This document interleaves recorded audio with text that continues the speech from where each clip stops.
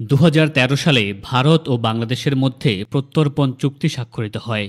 তখন ভারতের প্রধানমন্ত্রী ছিলেন মনমোহন সিং আর বাংলাদেশে ক্ষমতায় ছিলেন শেখ হাসিনা। চুক্তি অনুযায়ী দুই দেশের আদালতে শাস্তিযোগ্য এবং ন্যূনতম ১ বছরের কারাদণ্ডযোগ্য অপরাধের ক্ষেত্রে সংশ্লিষ্ট ব্যক্তিকে প্রত্যর্পণ করা যাবে। অপরাধে প্ররোচনা বা সহায়তার অভিযোগ থাকলেও সংশ্লিষ্ট ব্যক্তিকে প্রত্যর্পণ করা যাবে। ২০১৬ সালে চুক্তিটি সংশোধন করা হয়।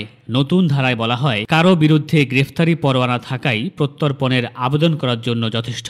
এক্ষেত্রে আলাদা করে প্রমাণপত্র জমা দেওয়ার প্রয়োজন নেই। শেখ হাসিনার বিরুদ্ধে একাধিক গ্রেফতারি পরোয়ানা থাকায় বাংলাদেশ সরকার এই সংশোধিত চুক্তির ভিত্তিতেই তার প্রত্যর্পণ চেয়েছে। তবে তার বিরুদ্ধে প্রদত্ত মৃত্যুদণ্ডের রায় বিষয়টিকে জটিল করেছে। সাধারণত কোনো দেশ এমন ব্যক্তিকে ফেরত পাঠাতে অনিচ্ছুক থাকে যাকে ফেরত পাঠালে মৃত্যুদণ্ড কার্যকর হতে পারে।